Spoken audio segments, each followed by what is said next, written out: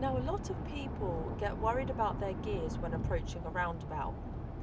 And to be honest, you're probably thinking about it all a bit too soon. Now, I'm going to be approaching this roundabout, and I'm not going to need to change gear until I'm basically there. Because as I'm approaching the roundabout, the car can slow a lot more than you think it can. But that means then we need to get the gear to go. Brakes to slow, gear to go. But I'm not going to stall. I'm still in gear 5 at the moment. Now I'm going to go right on this roundabout. So I'm going to mirror signal right, get into lane. I'm still braking in gear 5. This is my point of turn now though, and I'm going to select gear 2 because this car's coming round. I'm now going to select gear 1 because I've had to stop. Off we go. Gear 2 before we need to turn right. 1, 2, checking my mirrors, signal, and spiralling out. Now, your gear selection must be based on your assessment of the hazard. So in this occasion here, we've got the roundabout.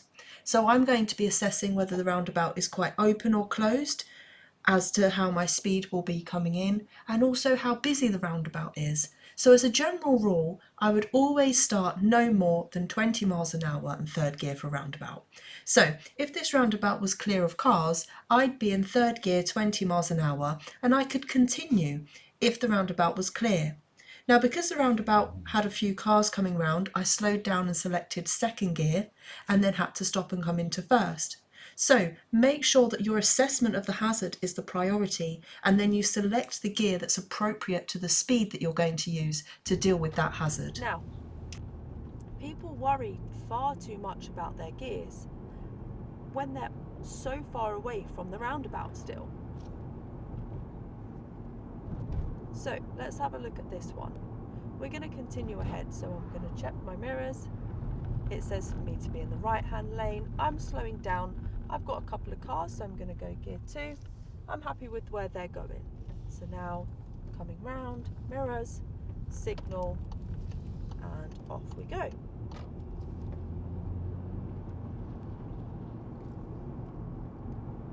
So as you're coming into the roundabout, start assessing the flow of traffic and see how much you need to slow down. Then when you get to your point of turn, select the most appropriate gear that's going to keep you moving.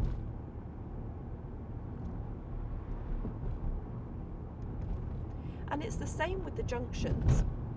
So I'm going to be doing a right turn box junction here. I'm going to check behind and to the right, pop my signal on. I can see I've got space in this right turn box here. I'm slowing down, and this is looking like gear 2 can probably see me through. That's all good to go.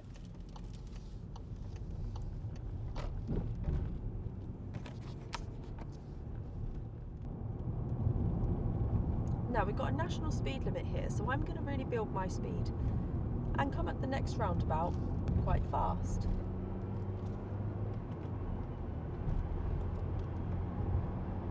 So I'm at 55 miles an hour, and I've got a roundabout coming up, as we'll see just around the corner. Here's my sign. So I'm going to start my hazard routine. Mirrors, signal right, I'm going right third exit, and I'm going to start slowing down. I'm in gear 5. Now I'm assessing this roundabout thinking, you know what, my view isn't that great. So I'm going to come to second gear. I'm happy with that, and I'm going to go.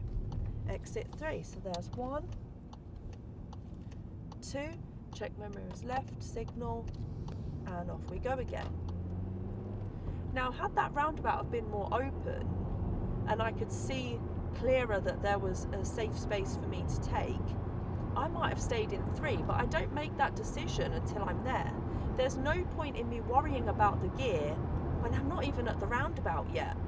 So we'll have a look at this next one. And I'm going to come from gear 6 this time, even higher. So I'm doing 60 miles an hour. And let's see when I change my gear for this roundabout here. We have partnered with the brilliant MyFirst. So if you're looking for a great insurer, then follow the link below and get a £50 discount on your car insurance. So here's my roundabout sign. I'm going to go right. So mirrors and signalling right, slowing down. Again, I'm not sure my view on this one. Okay, I'm going to go gear 3 because that's looking quite clear and open for me, and I'm happy to take that. Mirrors, signal left.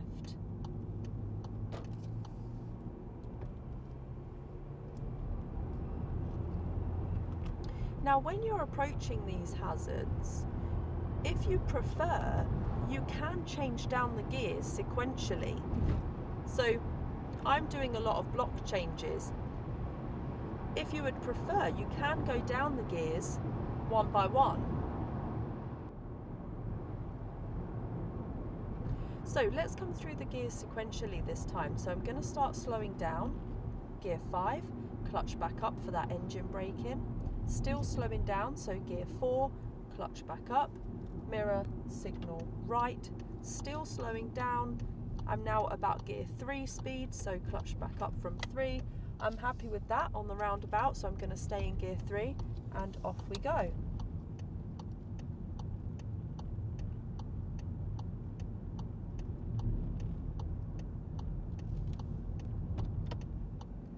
Mirror, signal off. So if that makes you feel more comfortable, you can do it step by step that way as well.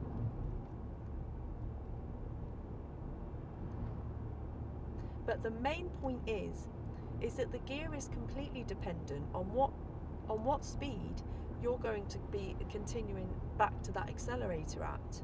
So that all depends on the junction. If you start assessing that junction as soon as you can see it, as early as possible, that's going to give you a lot of relief when it comes to your gears.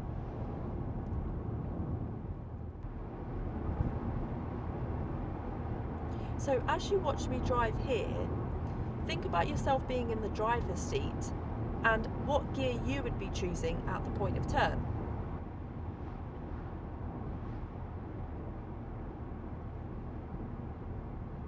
So let's go left on this roundabout here. So I'm in gear 5 at the moment and I'm slowing down as I'm coming in. What gear would you choose?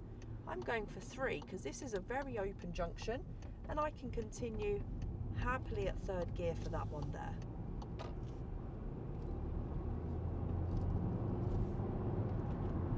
Let's do another example just up the road here.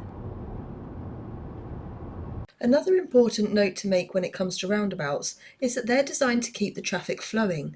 So as much as possible, you want to try and time your entrance to keep the car moving. We don't want to stop if we can help it. So we've got another roundabout coming up here. Most learners would already start thinking, oh God, what gear am I going for? What gear am I... We don't need to worry about that yet.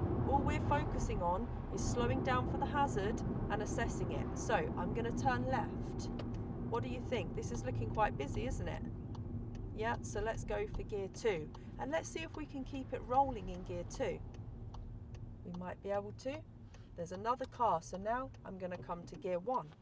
And I really didn't have to stress because I'm controlling my speed and I'm assessing the junction the whole time. That is the important thing. My gear, I choose as a consequence of what I can see. So this roundabout here, I'm following the road ahead. Let's see if I even need to change gear at all. So let's start assessing. It's looking clear as far as we can see. I'm slowing down to make sure. My car is still happy enough to continue in gear 3 because my revs are still high enough. So for that one, I didn't need to change gear at all. Let's have a look at the next one. I'm going to take the second exit following the road. So again, I'm just going to start assessing and see. It's very open roundabout, so let's have a look. Do I need to change gear? Nope, my car's still got plenty of go in that in gear 3.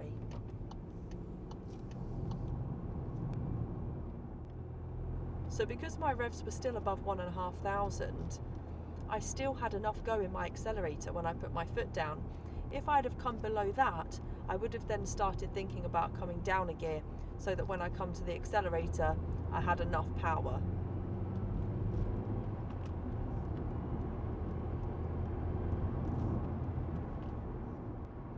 So in conclusion, stop worrying about the gears before you've worried about the junction.